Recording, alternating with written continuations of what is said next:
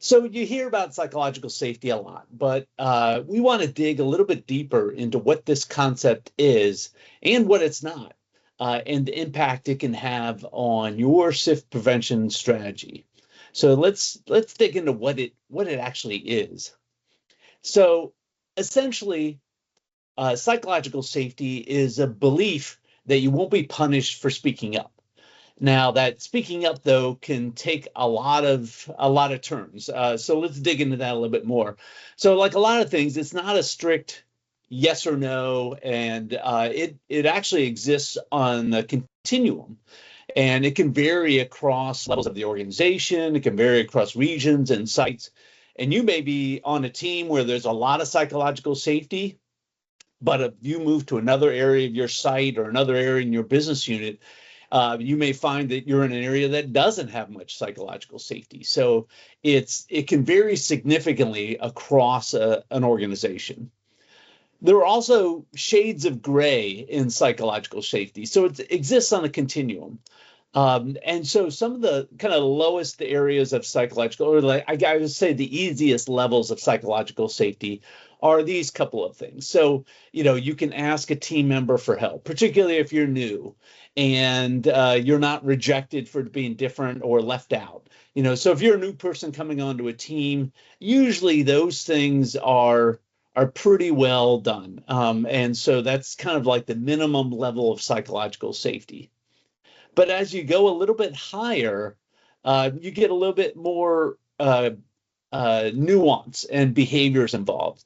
So in this second level, speaking up if you're unsure about something or sharing a new idea without worrying about being shut down. So that's kind of taking it a little bit to a higher level. And then even higher would be things like, not just that you can share a new idea without worrying about being shut down, but then your leader actually values your ideas and your opinions, whether your opinions are solicited or not. And then the second piece around here is that you can bring up the proverbial elephant in the room, or the problems or tough issues that are occurring on the team. So it's not just all sunny. You can actually bring up problems that you're having on the team in a team forum, and people are okay with that. And then some of the highest levels of psychological safety are really here, where you see that there is an openness to you admitting that you've made a mistake or made an error. And the way the organization or the team reacts to that is they view that as, hey, in the same situations, we may have made the same mistake. We're all human. And so let's learn from these and so that we can get better and so that we can all avoid this mistake. That's a very mature and very high level psychological safety in an organization, where the willingness and ability to admit mistakes and errors, especially if no one else would have known about it, and bringing that forward is a pretty high level of that. Another piece, and this is is where you feel like you can go talk to somebody and say, you see Joe over there, particularly if Joe is a more experienced or more senior person on your crew, and you can warn Joe about a safety procedure that maybe he's not following, or a risk that's getting in the way for him, and he's going to react positively to that. So again, these last two are like almost some of the highest levels of psychological safety. So when you say, does our team have psychological safety or not?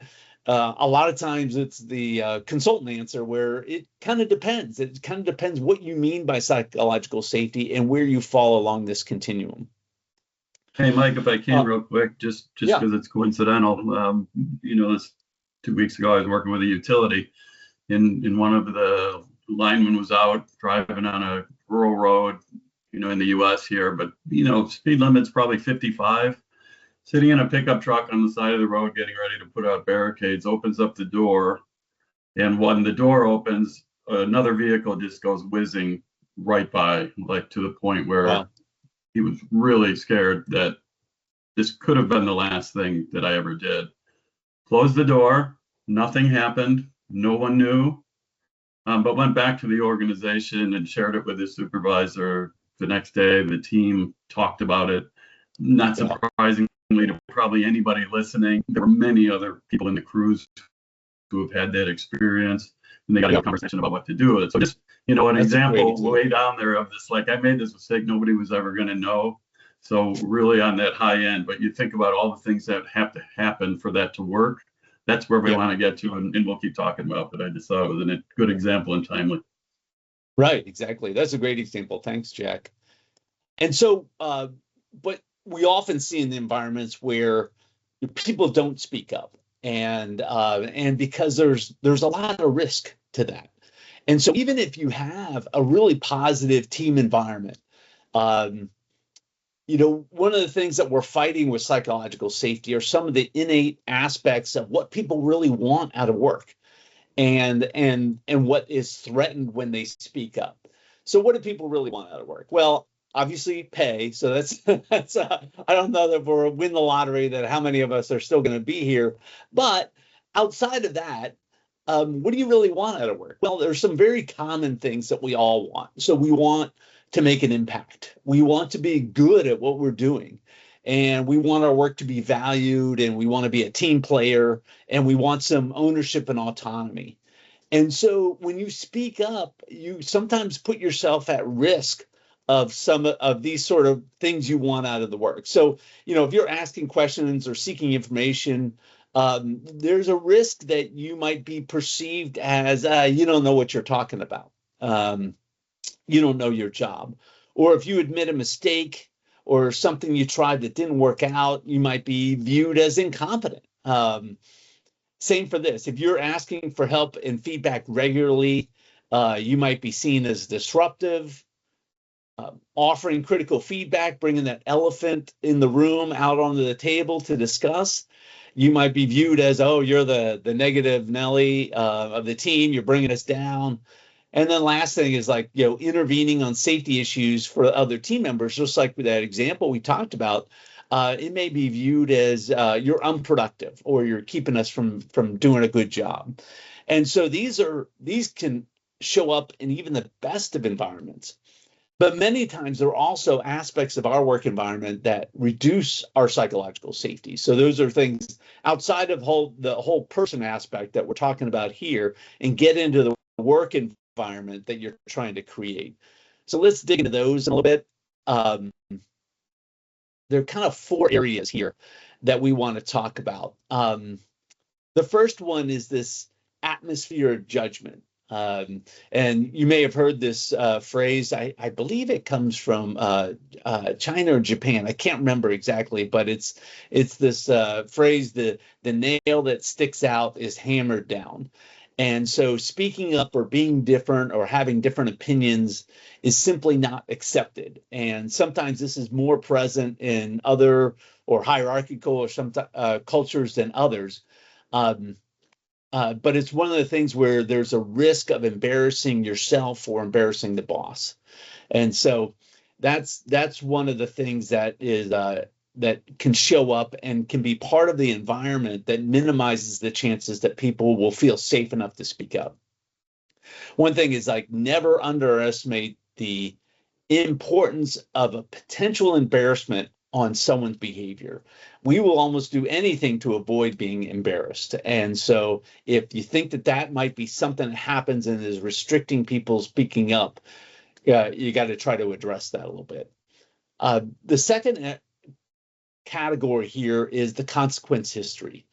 I've had excellent leaders come into a team, and one of the things they first see is that, oh my gosh, these folks have been beaten down over time, and there's been a consequence history that has punished anyone that has spoken up or provided an opinion different from the boss.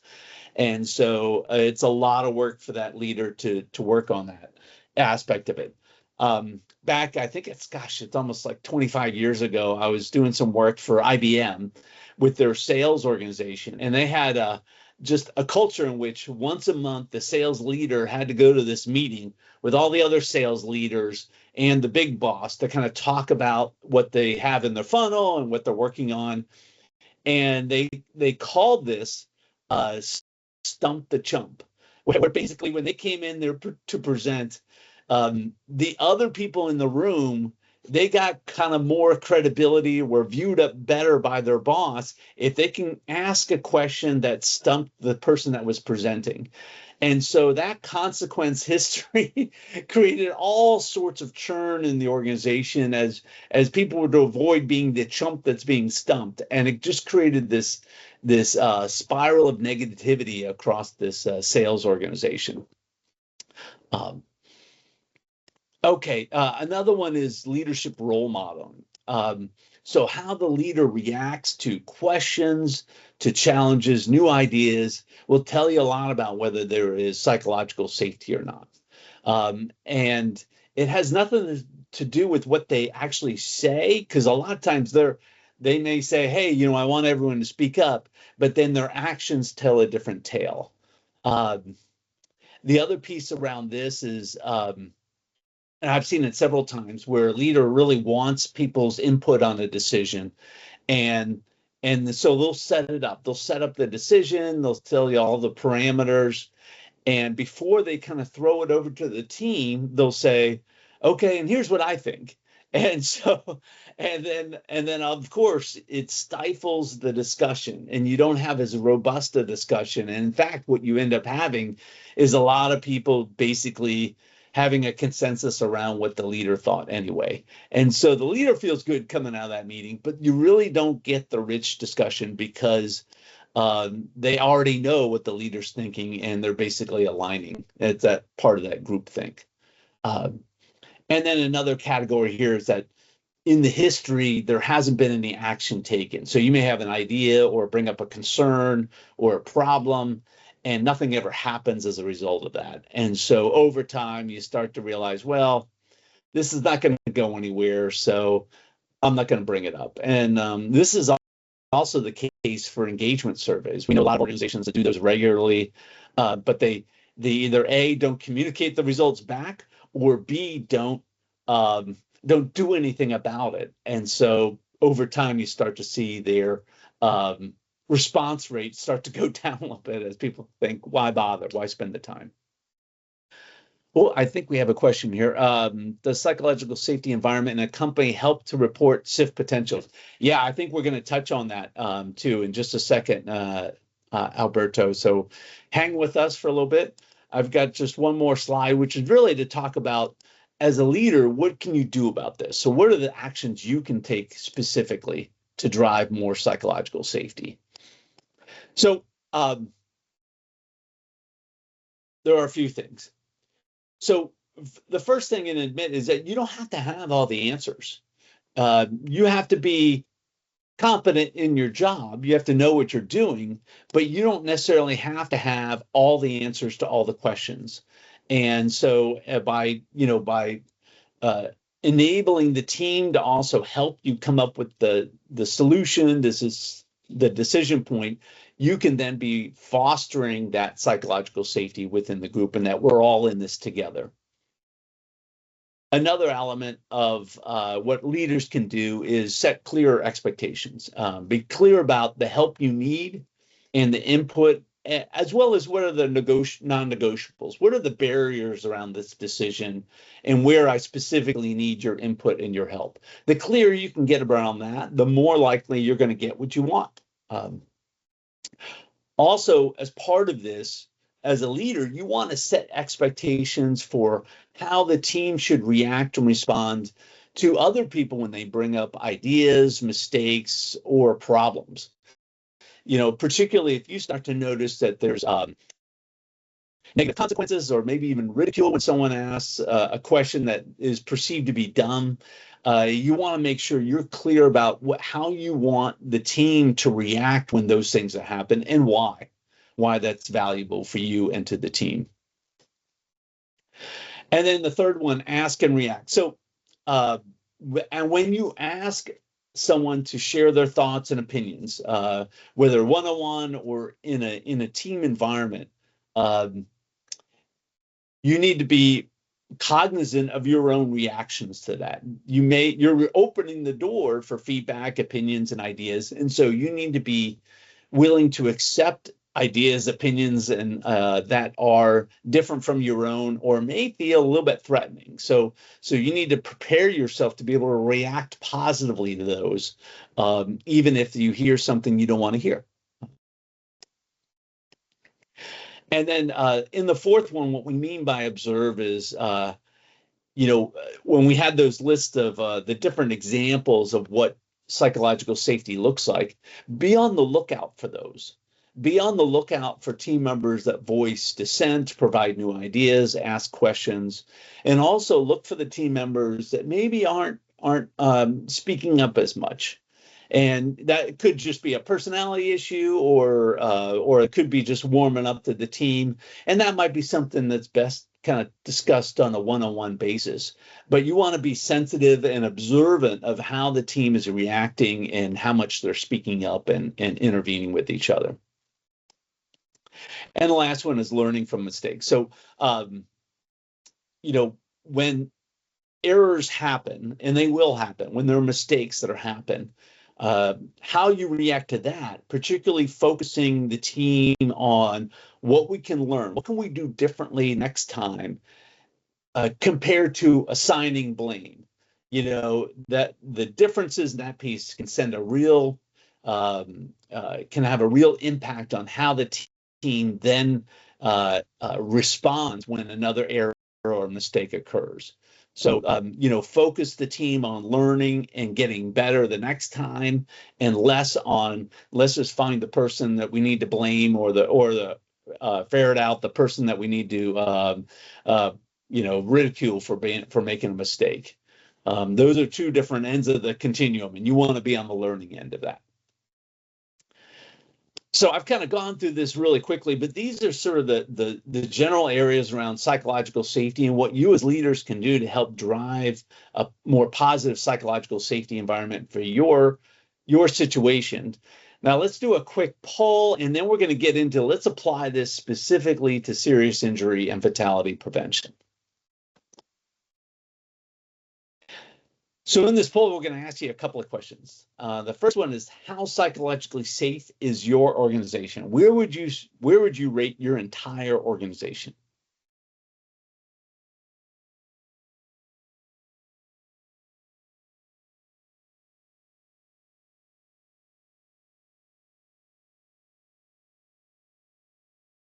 Okay, we're seeing.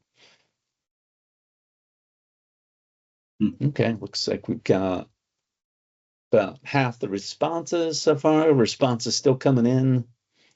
Looks like we're in the mostly safe category, a little safe. There's a couple that are in the unsafe grouping, or mostly unsafe, and which is a challenge. And so, Pam, how do I close this down and then we go to the next question? How do we do that? Nope, I just closed it. Okay, and good. I will post to the next one. So we have another question for you. So the group that you're in, so not your organization, but your region, business unit, site, whatever group that matters to you most specifically, is your group more safe or less safe than your organization? Where would you put that? So remembering how you rated the organization, where does your group fall along that continuum? I see there are a few that are indicating it's less safe, some that are about the same, or most of them are about the same, about 62%, and then some that are actually more safe. So they recognize the organization has that my team is more psychologically safe than the organization. When I go out to the organization, it's a little bit different. And then there's about 10, 11% of you that in the, it's my team is actually less safe. It's a challenge. Okay, good. Thanks. So now that we've kind of talked about psychological safety, let's look at how this relates to serious injury and fatality prevention. Yeah, just a quick comment on the poll. So it's interesting to me, and of course we can't do it in a webinar, but I would love to sit down with everybody who said mostly safe and ask, Yeah. so what are the parts that are not getting you all the way there? But that's something you're going to have to think about and ultimately we'll work on. So good day, everybody. I'm Jack Balsamo. Yeah, and then Mike, thank you. So I want to just talk now about the translation of psychological safety and use SIF as a real world example of how this can actually be applied.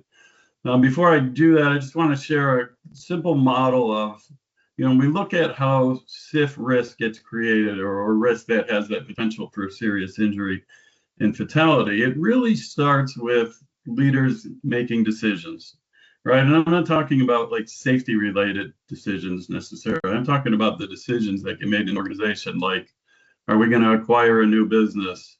Are we going to reduce headcount? Are we going to add money to the budget for better maintenance of the equipment? All of those kind of decisions that get made in an organization ultimately end up having some impact on the exposure to people out there working. With all the decisions that get at the leadership level, systems that get put in place, ideally in that red circle, that should be there to support those decisions. So if we're going to acquire a new business, we're going to have systems in place that help us acquire that business in a way that actually achieves all of our goals, ideally. Now, the rub starts to come in is whether the culture, kind of like how everybody in the organization who's affected by this believes that decision is going to be helpful or it isn't. In the world, the real world they live in, and how they're ultimately affected by it. So if culture lines up with the decision and the systems that are put in, everything tends to flow really nicely until something disrupts that nice flow. If the culture doesn't see the benefits, like if we're going to acquire a new business and the business we acquire maybe on a safety standard doesn't come anywhere close to what our current business standard is, and we think it's going to be a real challenge, and we're worried that we're going to take on people who have a lot higher tolerance for risk than some of the other people, and some of those managers and those new businesses start to get into our business, things could go downhill, and now you start to get some friction and some resistance and some fighting. But however all that works, it works or it doesn't, but those are the dynamics that are in play. And they always yield some exposure to risk for people. So as we change work processes through our decisions, the exposure to risk changes with it. And again, that's okay as long as we understand what those risks are. And the idea of this sort of circular model is that as a leader, then you get informed when that exposure changes.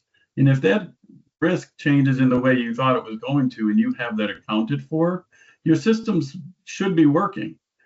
The problem with SIF is we get into situations where the exposure isn't accounted for, something changes, and now we find ourselves in serious situations that we don't have good controls for. So you hear this term in the SIF world like precursors, which is essentially we've got a risk that isn't fully controlled. Either we don't have a control or the control doesn't work like it should. Like just a simple example would be we have people who are working and we've got cranes bringing loads overhead and there's nothing to keep them out from under those loads. We don't have a guardrail system. We don't have even an administrative control where we tape it off, or maybe we do only have an administrative control, but that process does not work to fully protect those people from that. And we end up in this situation where we have this high exposure. So all of those kind of exposures that happen in an organization drive us towards creating a SIF prevention process. If we could go ahead here, Mike. Yep. Thank you, sir. In common elements of the SIF prevention process, I just laid them out, and this doesn't matter where you go and search for those. These are all pretty typical in a SIF prevention process.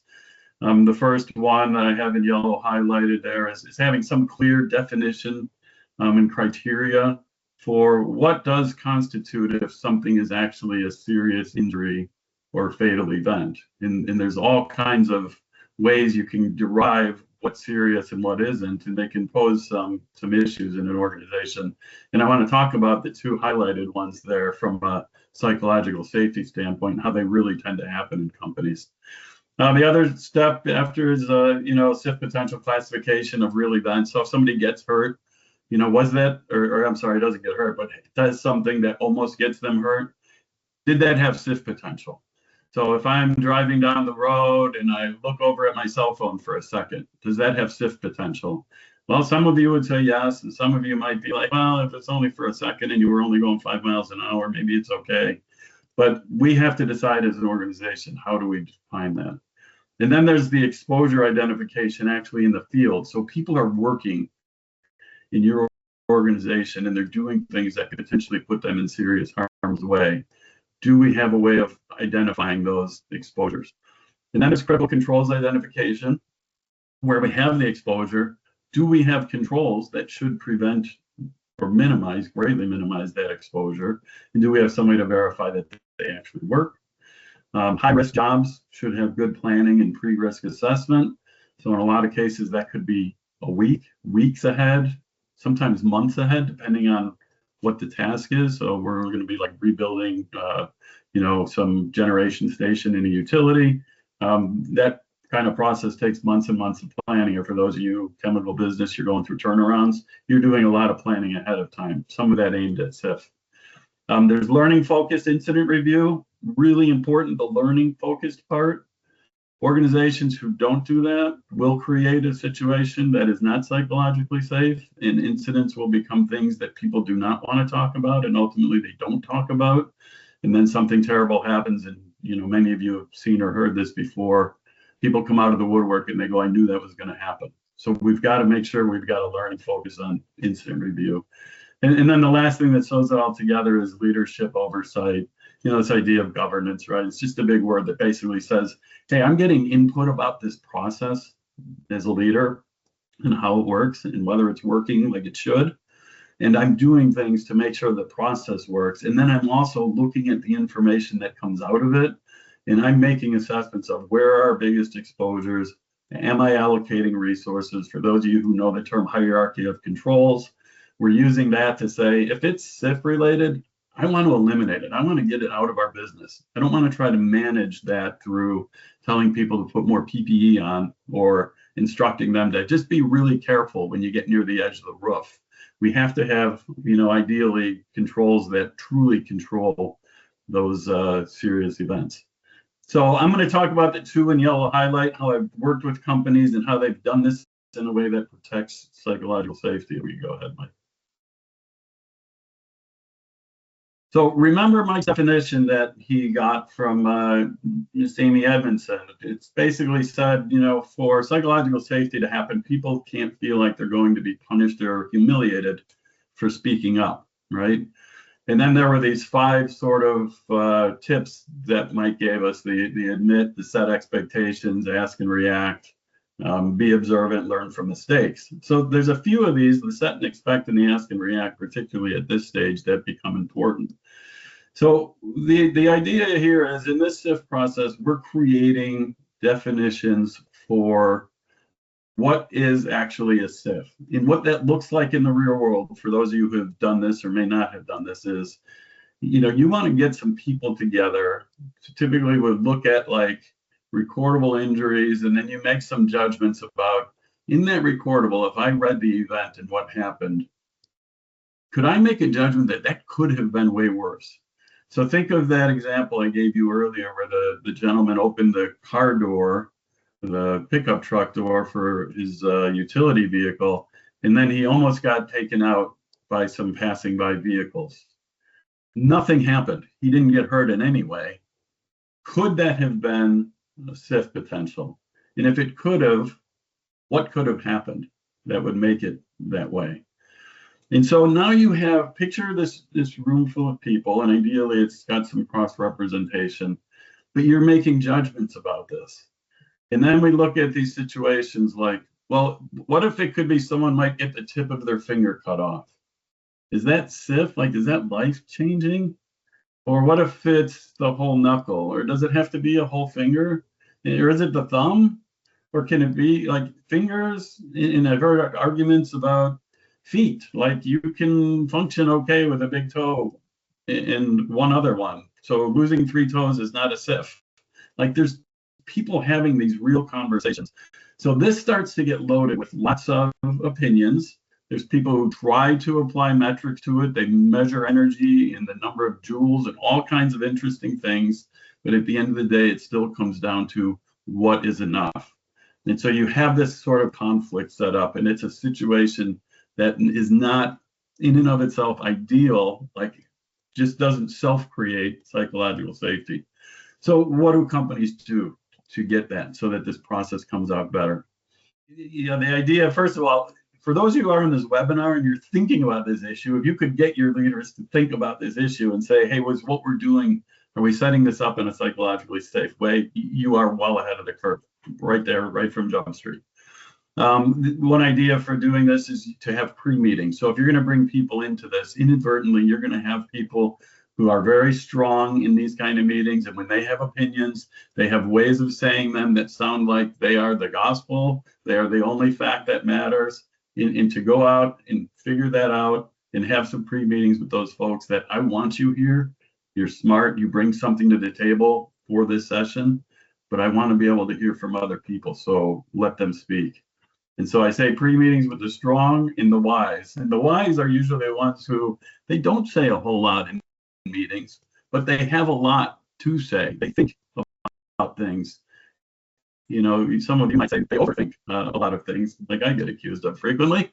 But to meet with those people as well and just say, listen, you're coming to this meeting, I've got you here because you spend a lot of time and energy thinking about issues in a way that's important to us. I really want you to speak up. And if there's some reason you can't, when we take a break, can you give me your input so we can get it into the situation? The ground rules have to be clear. The group has to agree to them, right? And this stuff doesn't always happen. We kind of make them and we move on. Yet acute agreement that this is how we're going to function so that you can have something to go back to.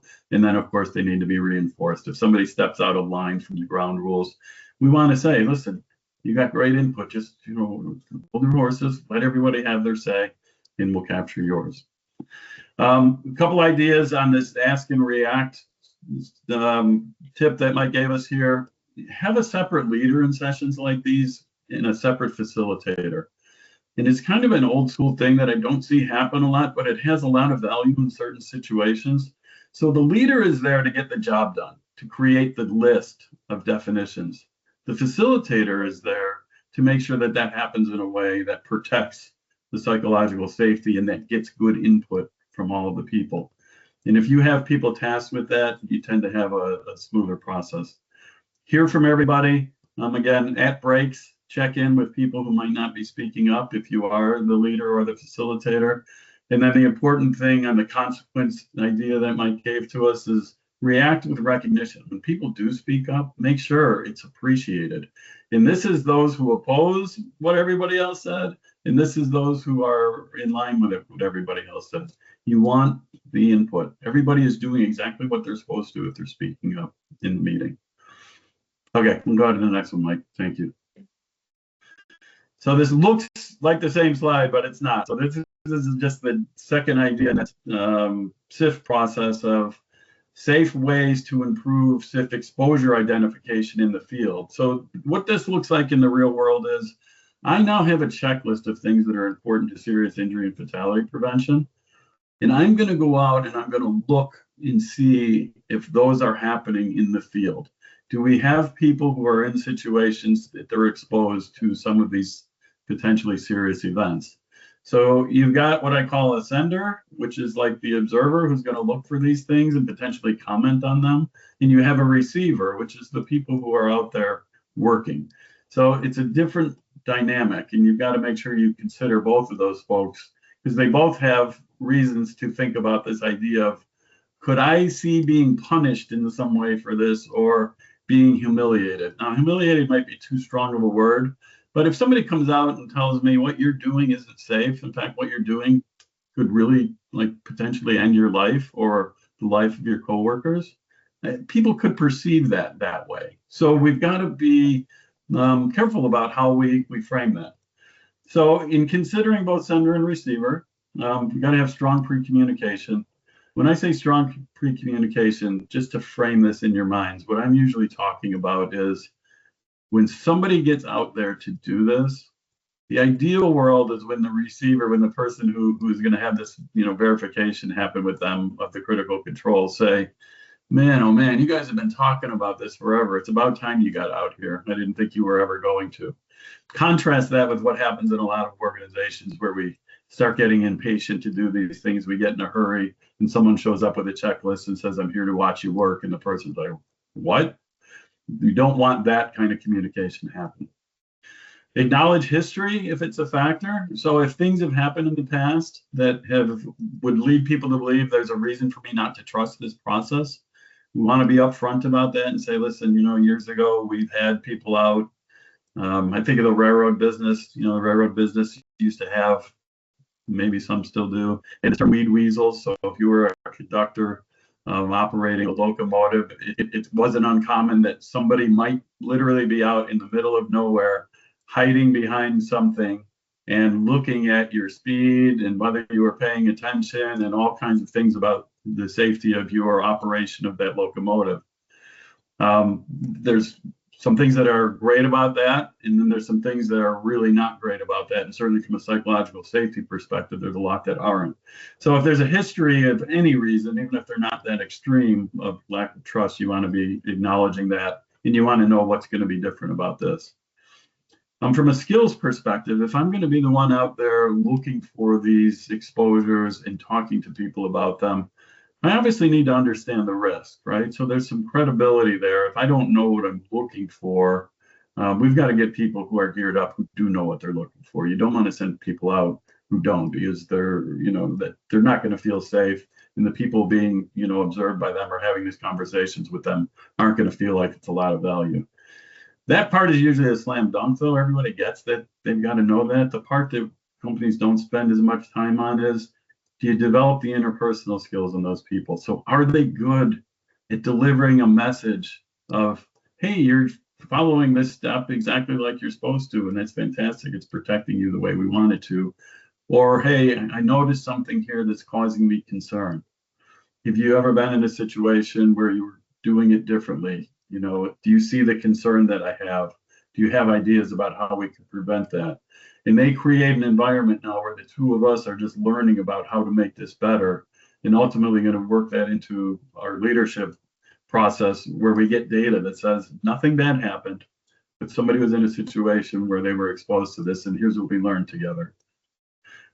Training is important. Certifying is important. So, to put people through training is great. But do they leave the training? Do they actually know what they're doing? Do they really know what they're looking for? Do they talk in the way that you hope they would talk? Not do they pass a test that says they know how to talk, but do you actually see and hear them? And at that point, you say you're good to go. The last part is, the initial contact of these kind of things. Whenever you start these processes that have these personal sort of interfaces, trust is the primary goal early on. So if somebody says, I'm really, really uncomfortable with this, their job is to find out why and to see what they can do about improving the trust, more than it is to get the job done. So just remember that when we're putting people out there. From the ask and react kind of thing, we can get these observers together, if you will, and put them in a room or in a virtual room, or somehow we get them in a forum where they can talk about, hey, this is what I've been seeing in the field. This is how it's going. These are some great things that I've seen, and people have changed and positive reactions. And then some situations that have been hard, how they dealt with them. But it builds the community for them so that as they keep doing this, their sense of safety about it goes up, because they know they got their team behind them who's going to support them if they get into trouble. The learning from mistakes part, again, start with pairs when you do these things. So this is an obvious, exposed, personal, psychological safety situation. Like, this is a scary proposition for anybody. If you said, I want you to go out and engage with your coworkers this way. So just recognize that, and early on, have them go in pairs. Having an ally is always, comforting, and there's some confidence that comes with numbers. If I miss something or I misspeak, somebody can, sort of fix things up and correct them. And the last thing is really important. If they do see exposure out there, it's really important that the leaders establish that this process is for us to learn. and to get better at preventing SIF. And then to make sure that as data comes in, leaders say, hey, I got this data. It said somebody was exposed to a serious harm. The two people engaged in a dialogue. We found out what happened. We found out it was equipment related or it was behavior related, and recognize this could be anything. It's not just behavior by any means. But here's what we did with it. And we learned as an organization, we made this situation safer. And we really appreciate both parties who engage in this discussion, because we might not have learned this any other way. So those kind of things go into psychological safety when you're building up the SIF process. And I just want to use those two steps as an example for that. But I think you could see how these could play into all of them. Go ahead. I think we're at a place for questions. We do have one already that's in the Q&A, and this is from Alberto. I'm sorry, Alberto, I put you off for a little bit, but I think we can address it here. Does psychological safety environment in a company help to report SIF potentials, or does the habit and promotion of SIF potentials, near-miss reporting in a company helps to increase psychological safety in a company? I think you need the safe work, the psychological safety first, and that enables more reporting of near misses. And I think you also get more of the sensitivity around near misses. So oftentimes the near misses that you'll see if you look at a bunch of incidents are the things that are like, holy mackerel, that easily could have killed me, kind of stuff, that events that have happened. As you have as you encourage those more, you should see other, I guess, less dire near misses. So other errors that occur, other mistakes that happened, and that didn't result in any injuries, but you still want to let people know. Then as you start to see more of those, then I think that's an indicator that you've got a nice psychological safety, a nice environment for psychological safety.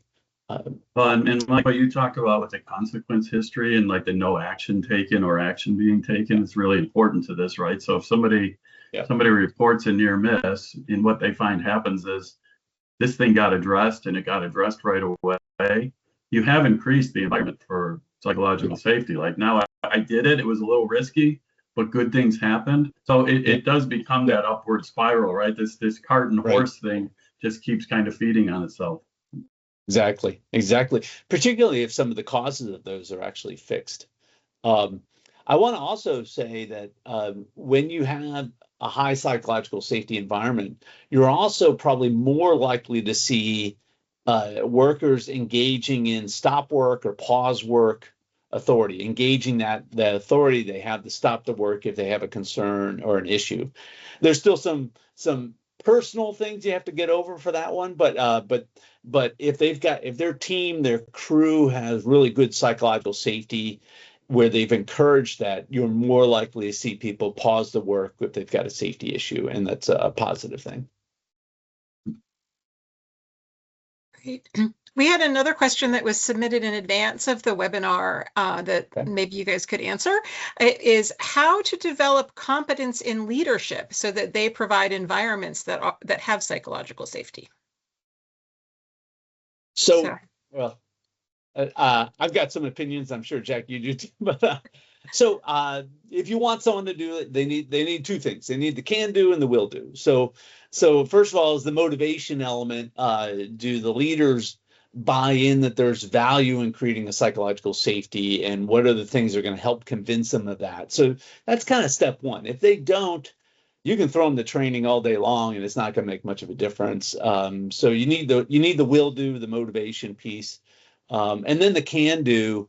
There are certainly, you can build the skills around how to manage a team, how to react appropriately, all of the things that we talked about here that make a difference.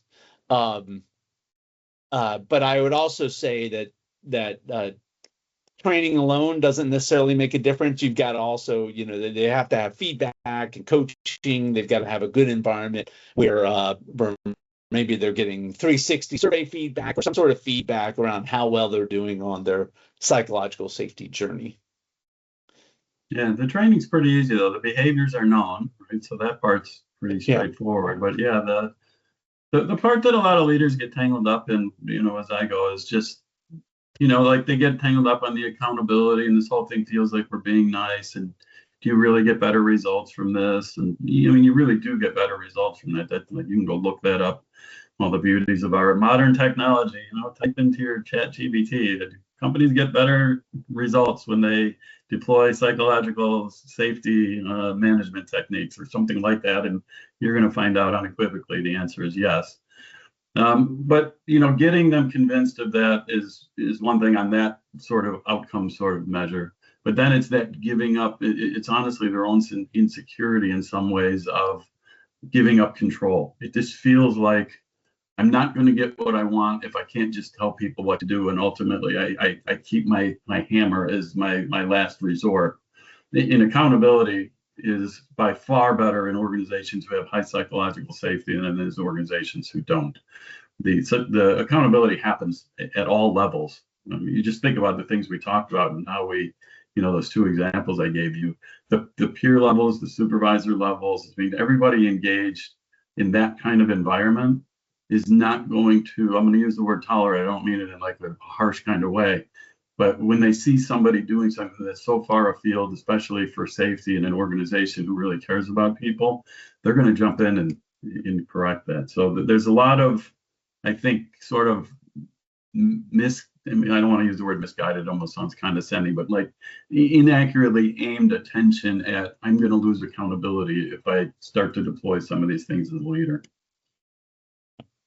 I think our next question is one coming from the can do or the will do perspective, Mike.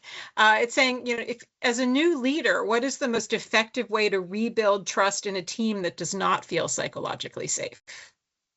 Good question. So you're the new leader, you've come to a team, there isn't a lot of psychological safety, and you're trying to rebuild trust. I think set your expectations, recognize the past, essentially keep encouraging this one-on-one, but also recognize it's going to take time. People remember negative consequences a whole lot longer than they do all of the positive ones. So if you've been beaten down once or twice, for stating an opinion, I could have the best leader in the world. It's still going to take me a while to warm up. I'm still got a little bit of twitchiness from that. So recognize it takes time. Keep at it. Don't get discouraged. And then once you see the snippets of little behaviors that indicate you're making progress, really jump on those and recognize them and say, hey, this is exactly what I'm trying to go for. This is the kind of trusting environment I'm trying to create here. So thank you, Sally, for doing that. I really appreciate that, and do that publicly so that they see that. So yeah, that bridge is built, I'll say, one board at a time. Now, if you're the CEO and you got 25,000 people working for you, you can't go meet with each one of them and explain your philosophy and why it's going to be different now. But there's different work teams, and then the job there, if you've got like a big span of control, is really about communication, like recognizing this issue exists, doing things to change it, and then really making sure you do a good job of capturing that moment and doing a great job of communicating it and getting disciples out there who share what's really been changing. And I think our final question actually flips it a little bit and comes from the perspective of the employees. And how do you know that your employees feel psychologically safe? I would say less about the feeling and more about what I see. If I see all of the actions that we've talked about that are hallmarks of psychological safety, then to me, I'm feeling better about the work environment. If I'm not getting a lot of input into decisions, I'm not getting a lot of ideas or opinions, then maybe I've got work to do. Yeah, and it's the same sort of span of control thing comes into play. If you've got a 12-person team and you're leading them, and that's where this question exists, you can work pretty tightly there. If you've got a bigger span of control, you've got to think about that differently and create some iconic examples and get those communicated. Great. Well, thank you everyone for joining us today. If you'd like to reach out to either Jack or Mike, their information is on this slide. Well, thanks for being with us today, and hope you join us for a future webinar. Thanks, everyone. Great questions. Thanks, everyone. Thank you.